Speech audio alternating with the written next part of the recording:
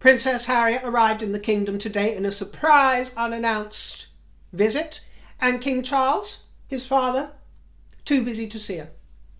Too busy to see him, say palace sources, despite the fact that his diary was completely free because he was scheduled to pay a state visit, his first state visit to France this very week.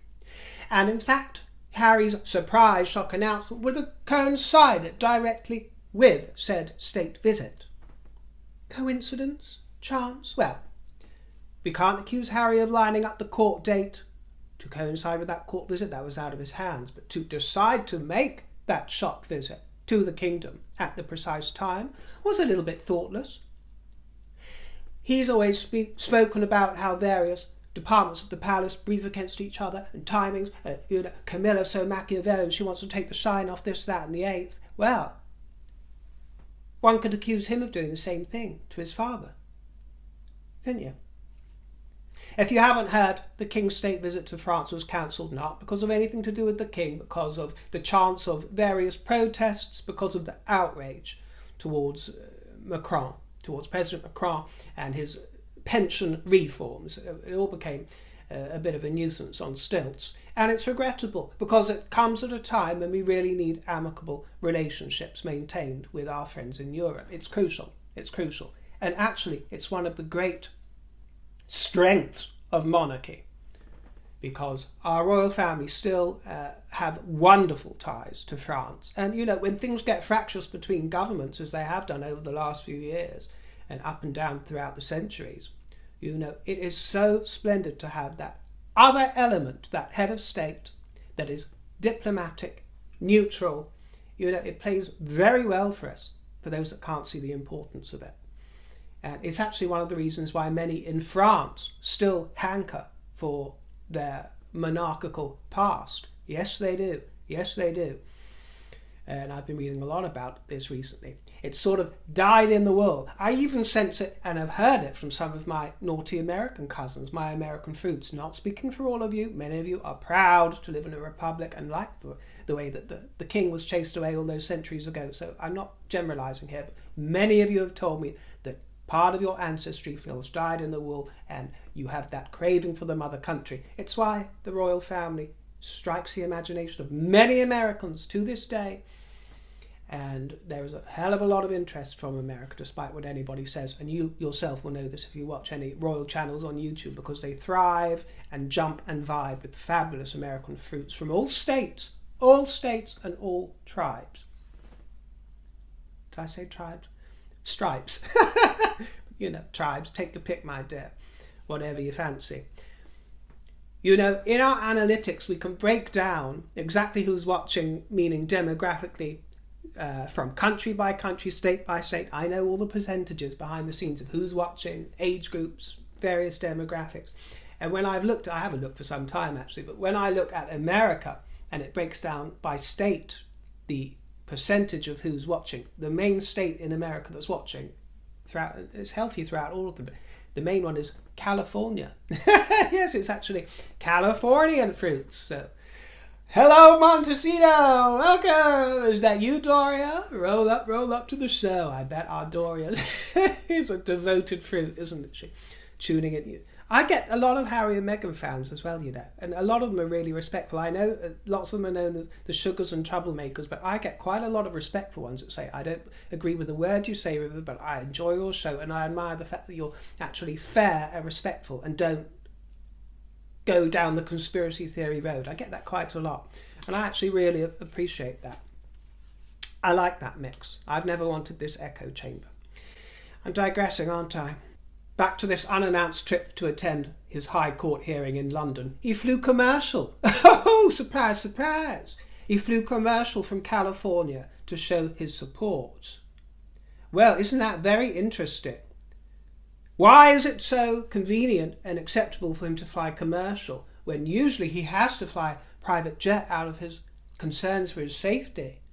Or especially if he's flying over to London, there has to be all this great big hoo-ha and all this protection, but he's quite happy to pay at his own expense for commercial flights from California. What's good for the goose is good for the gander. So cluck, cluck. At the trial, he was sat next to Sadie Frost, who I happen to love, I've got to tell you. She spent a lot of time, and her kids spent quite a bit of time growing up in my neck of the woods in London, and I happen to love Sadie Frost very much. So this trial against, the Mail or Associated Newspapers online, I think it's going to get very ugly if it continues, because they've made 3 applications. The Mail have made 3 applications to strike out the case, and one of those is the fact that under the law, privacy claims must be brought within 6 years, and some of these claims go back 30 years. So, we don't even know if this trial is going to progress, but Sadie Frost is involved, Elton John. I'm sure you've seen the plethora of celebrities who have very startling, very disturbing claims about surveillance back in the day, the bugging of homes and cars, and all kinds of ways that information was extracted from various celebrities. Highly disturbing claims. Who knows who to believe in this case, my dear? But yeah, I love Sadie Frost. It was nice to see her. And Sadie Frost used the side entrance at the court, the side entrance. Harry, publicity shy Harry, was there in a ginger blaze of publicity at the front door, wasn't he?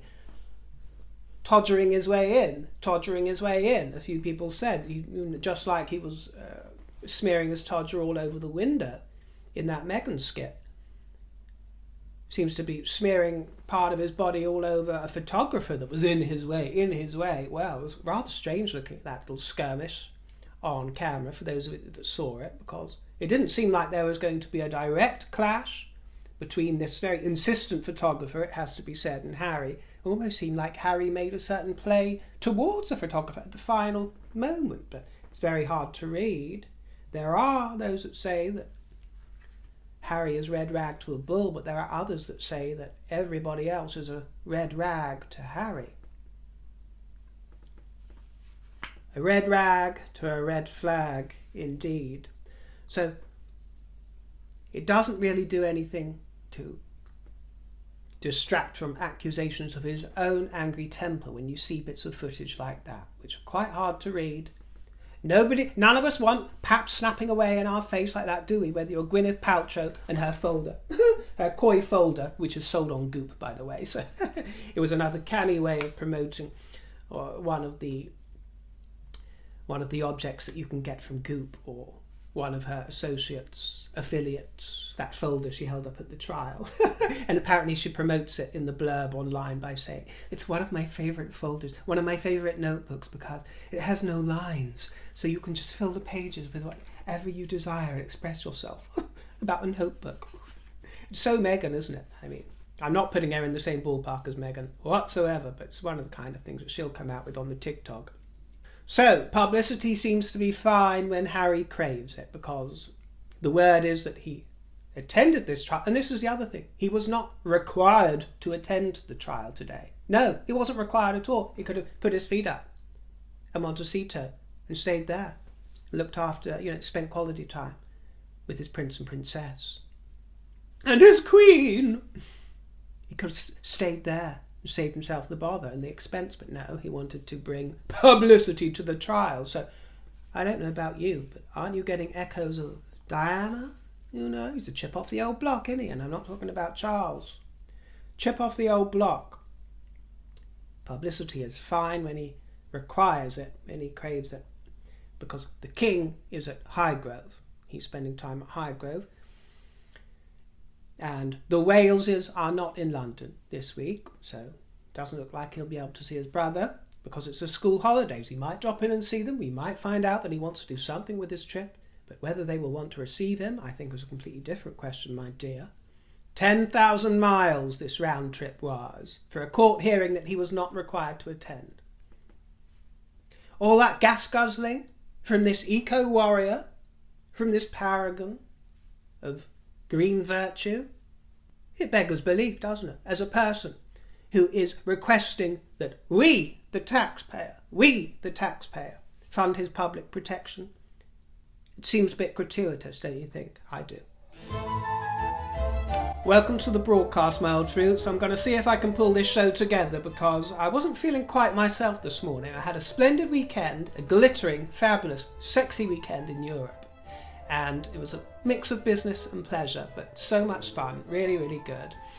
But this morning, here in the kingdom, I woke up and I was dizzy, really. And it's nothing to do with flights or food or anything like that. And I don't think it's an illness of any kind, but it was almost like a sort of vertigo sort of feeling, one would imagine. But dizzy, couldn't get out of bed. And I'm someone that likes to be up and at 'em at the break of dawn. I really do.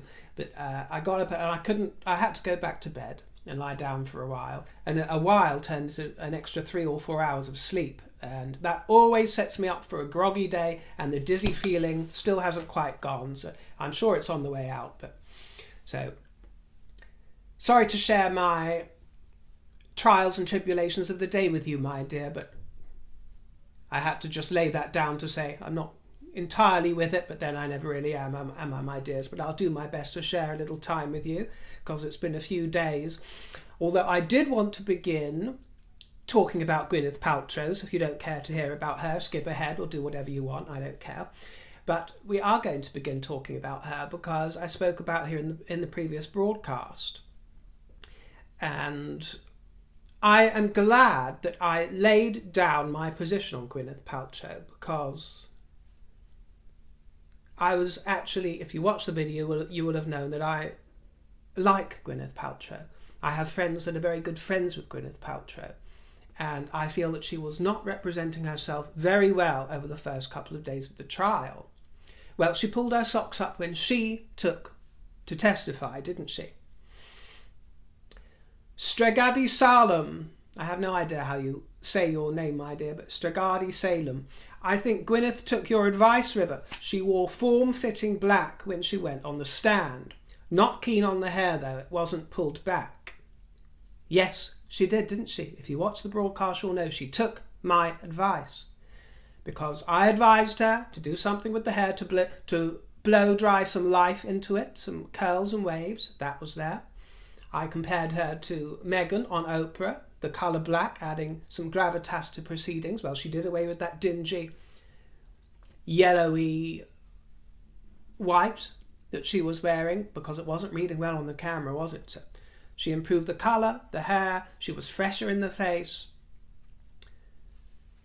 But, it might have been some genius plan of her all along to not give any credence to the other side of the argument, to the plaintiff's side, by turning up, in her very expensive but very casual look. And on the other hand, when she takes the trial to elevate the style a little bit, it was nothing over the top. I think it was just smart and fresh. And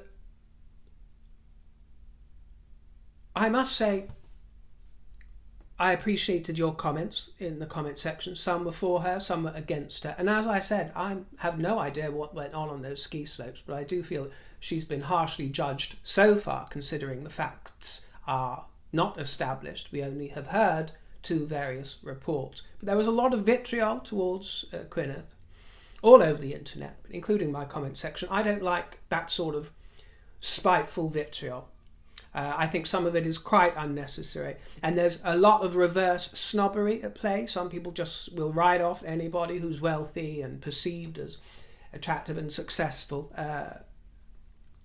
Oftentimes female, must be said. There is some jealousy and also a lot of ageism at play. I realise if you don't have a nuanced point of view, I may be coming across like a hypocrite because I was sort of slating her for looking slovenly or appearing that way on camera. Well, I wasn't slating her for turning 50 and going through the natural course and passage of time, because that comes to us all, and you can be the ripest cherry on the vine, but at one point or other, my dear, you will wither and the juice will dry out. And she looks perfectly fine for 50 years old. I mean, it's the first year of her autumn season, because as you know, I slice up the life into 25 years periods of seasons: spring, summer, autumn, winter. And she's just transitioned from summer to autumn. And yes, she looks different to how she did at 25, but don't you? Doesn't everybody? And I think that she would be getting equally as slated, if not more, as she looked very plastic and her brow was expressionless and not moving at all. or, you know, she was all pumped up to the nines. And yes, she'd been pouting away like a lunatic, and I don't care for that. And I've been saying I don't like those expressions, but I don't see signs of a huge amount of injectables in the lip, if any. And no, I'm not naive, I know what it looks like, but I don't see huge signs of that. So, not that I think there's anything especially wrong with that either. So I just think we need to just back off a little bit with some of the vitriol, regardless of your position. But yes, she took my advice. She's been watching. And thank you very much for your input on what the trials in America are like, because I was criticising what I could see in these televised trials, where there's just no sense of gravitas, no one really taking things seriously, a ragtag bunch of lawyers. I could do a better job than Gwyneth Paltrow's lawyer, and I know nothing about law. I mean, zip, a goose egg. I know nothing. I could do a better job representing her. But, you know, some of you educated me, which I was grateful for. P.S. Testing said, River, you must remember that this trial is in Park City, Utah, a ski resort town. This would appeal to the people there. It is not London. In ski resort towns in the US, this is what goes. You don't show up like an NYC sharpshooter. We have often skied at Deer Park, the small resort where this happened. She fits right in. It doesn't matter what people from elsewhere think, as they won't be deciding the case. Love from a fruit. Thank you very much for that. It's good for me to know. And I had a lot of comments, actually, helpful comments like that, in a similar vein, just saying, just so you know, River, this is the way things play out in various states. Some of you disparaging the state of Utah. Well, I'm not going to besmirch an entire state, my dear. I'm sure there's glorious and undesirable bits about every state in America, just like there is in any place. But it was interesting to hear about the differences and the competency of lawyers and the way that that sort of theatre plays out. But as I said in the last broadcast, I don't know who's lying and who isn't. My feeling is that Gwyneth Paltrow is not a liar. I'm happy to be proven wrong, but that is my intuition. And I'm glad that I laid my cards down really before many people in the public eye. Not saying that I'm some huge platform in the public eye, my dear, but I laid it down at a time risking quite a bit of abuse. And as it stands, I lean towards her in this trial. I lean towards putting my thoughts of favour towards her. But I don't care for all the smiles and the smirks that she's still continuing on with, this girlishness. You know, I wish she behaved in a more formal manner. This ridiculous offering gifts to the bailiffs. Her side offering to bring in cookies or whatever it is, or some sort of a thank you present for the court bailiffs, asking permission for that, I ask you. And all the sort of chummy banter between the female lawyer that was representing Sanderson and Gwyneth, and sort of weird compliments between the two and a bit of fangirling from the lawyer. Very strange to watch, but interesting, isn't it? Very interesting to watch and scrutinise. I didn't get much joy out of the little snatches of the Amber Heard trial that I tuned in to see. I have friends that were riveted by the whole thing. I'm sure some of you were. Some sat through hours and days worth of footage. I couldn't bring myself to, and a lot of that was down to Johnny Depp and his constant sort of mumbling and the way that he presented himself. I mean, if some of you think I ramble on, I mean, the likes of Johnny Depp, I'm afraid would bore me very quickly. So I couldn't even really get into that trial. This one is a bit easier to dip in and out of. But I'm interested to see what she pulls out of the bag this week, along with testimonies from her children, of course, Apple and Moses. That'll be interesting. A lot of people write her off as a narcissist, and this has become oh so fashionable of late, hasn't it? With everybody from Meghan Markle to Gwyneth Paltrow. Anybody in the eye, especially women, who seem to have characteristics that some think are unpleasant or showy. They're a narcissist. But as I said recently, it's healthy for everybody to have a little dose of narcissism within their character. It doesn't mean that they have an actual personality disorder. That's why I've never thrown it down and said that I consider Meghan to be one. I mean, perhaps she is, but I'm not her therapist. I don't have access to her therapist's notes, and I'm not prepared to put that out there, and not about Gwyneth too. I'm sure she might have an element of that within her. In fact, I'm pretty sure she does. But as I say, I have friends that have known and loved Gwyneth Paltrow, and these are friends of mine who have their head screwed on very well, you know, fantastic people, and they've got long-standing friendships with her. And if someone is a true narcissist, then from what I understand, you know, they will use and abuse friendship, chuck them out with the laundry when the time comes, and those who don't suffer fools don't suffer narcissists for long. So the friendships that she has with people that I know speaks very well of her character. And the intriguing thing about Paltrow is that she has not and has never been, for my taste, an exceptional beauty, but isn't it funny, the camera loves her. I've seen very few of her movies, to be honest. One of the only ones I saw was the one where I can't even remember the name of it, but she was playing a sort of lover of some sort of hunky guitarist, quite a handsome American guitarist. It almost had a sort of cowboy theme to it, or country and western theme to it. And she was like this golden-haired love interest. I can't remember the name of it, but she was very beguiling in that, you know. It's the smile, isn't it? The camera loves her smile, and even in the courtroom where you see her there looking a bit lackluster, doing all the faces, then all of a sudden she'll pull a smile out the back, and it's just lovely. And it's something I admire in people. I haven't got a natural wide megawatt smile. It actually takes quite a bit of effort unless I'm naturally laughing to, you know, light everything up. I have to sort of really pull the muscles up there. Some people can just open their mouth a little bit. You know, it's just zing, zing. She's one of them, I suppose. And it lights the face. It's always something I admire in people. But for me, I have to, you know, I've got a fairly natural glum face unless I'm really putting in the effort on. No, I just can't do it unless it's comes from somewhere natural. But I digress. The camera loves her.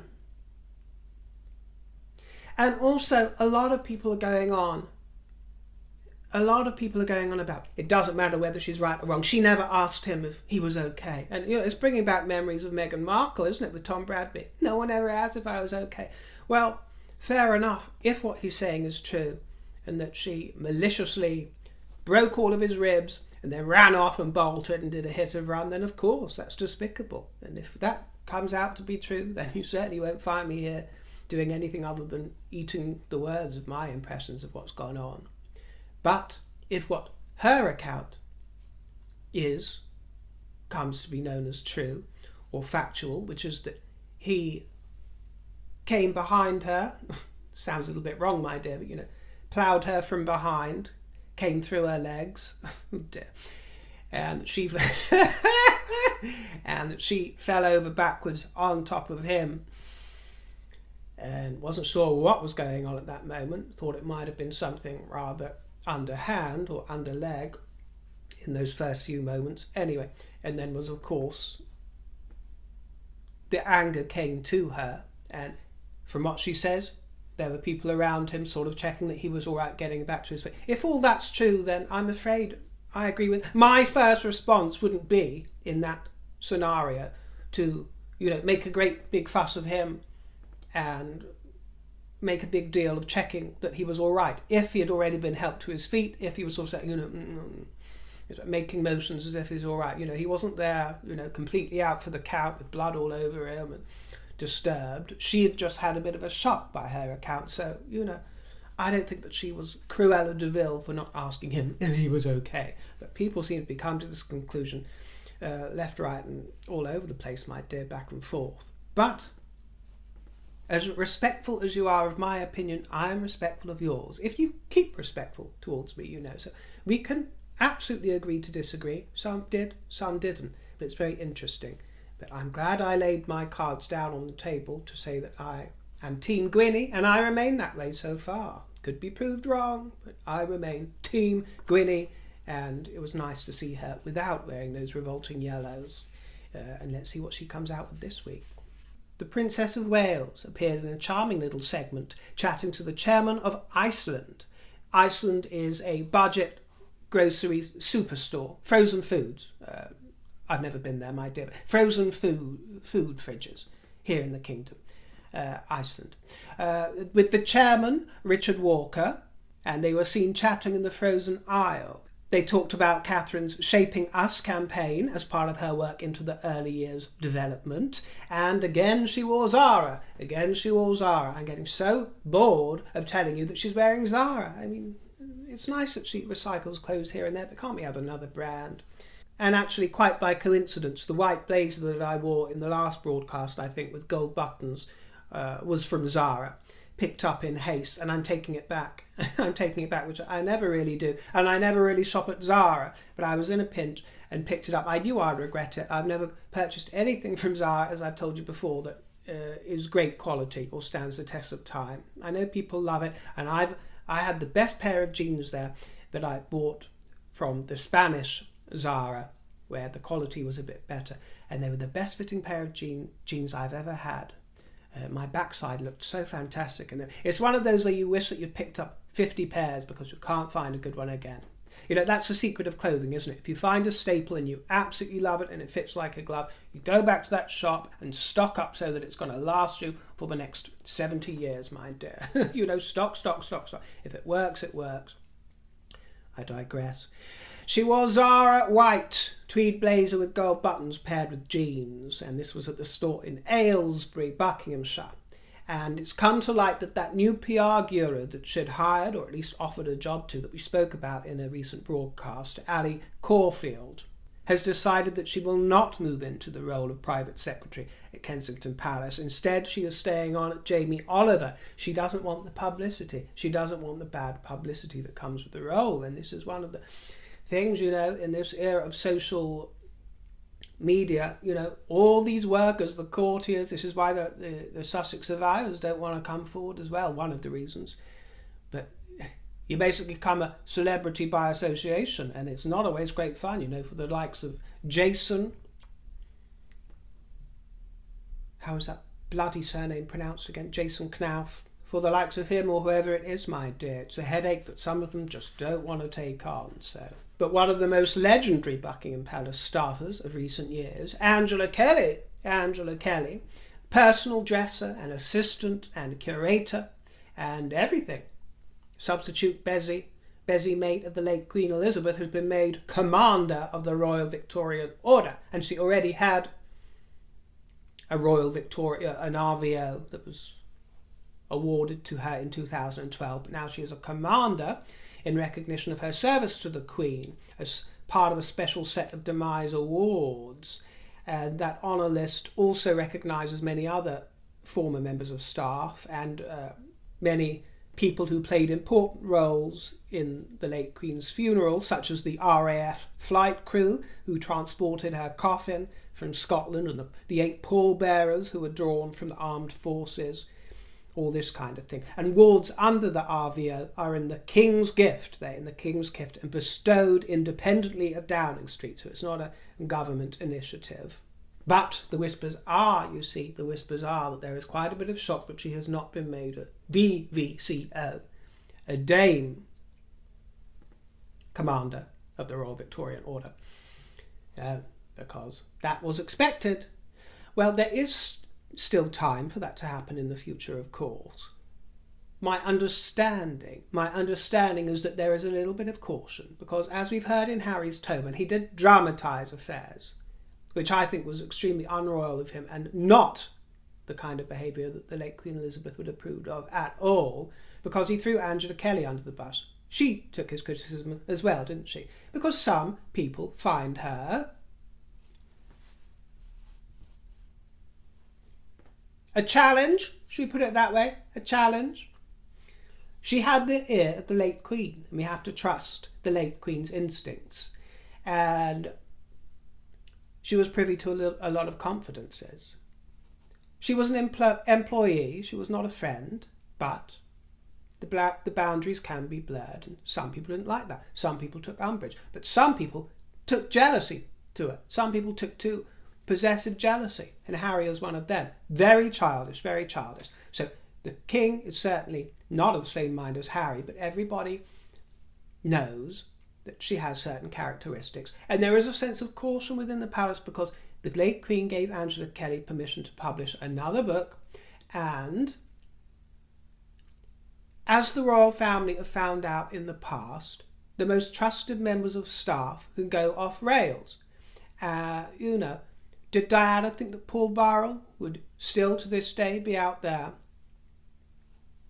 spilling all her secrets under the name of defending her good name and capitalising on that relationship? And also he was a trusted servant of the Queen's. He might speak about respect and how Meghan and Harry have none, but I would say that is rank hypocrisy. So there's the likes of Paul Burrell. There is the likes of Crawfey, the Queen and Margaret Rosa's governess. You have the late Queen Mother's staff, all running and doing their merching. You have Harry himself doing it. So who can blame members of staff? So we don't know what her book will be like. I'm sure it will be very respectful, but we don't know how it is going to be merchandised, and nor to the palace. So maybe they are taking time to see how that plays out in the fullness of time. There's no rush to make her a dame, but she may end her days being so. Another that was awarded and actually was bestowed the highest rank, the highest honour in these recent gifts of the king in relation to the late Queen's reign is David Cholmondeley. David Cholmondeley, the Marquis of Cholmondeley, husband to Sarah Cholmondeley, known at large as Rose Hanbury. And that name only really becoming public chit-chat and of public relevance because of the lies encouraged by Giles Corran and offered to the world as tittle-tattle gossip with regards to a alleged affair, otherwise known as a lie, with William Wales. So yeah, do you notice that? She still is known as Rose Hanbury, and that is because now, as Sarah Cholmondeley, wife of the Marquis of Cholmondeley, it is quite natural, to still be known by your maiden name in aristocratic circles. I know it is not totally cricket, but I'm making this comparison with those who make a lot of noise and a lot of complaints about Catherine being known still as Kate or Kate Middleton. No, it's not precisely cricket, but I'll still drop it in here and there occasionally in a thumbnail. Just as, you hear about Wallace Simpson or Catherine Parr or even sometimes Diana Spencer. Less so, but sometimes these maiden names just crop up because that's what you're used to seeing and hearing. So yes, David Cholmondeley, who I adore, and is one of the nicest, gentlest men you'll ever have the privilege to meet, who I adore. He was the former Lord Chamberlain of the royal household.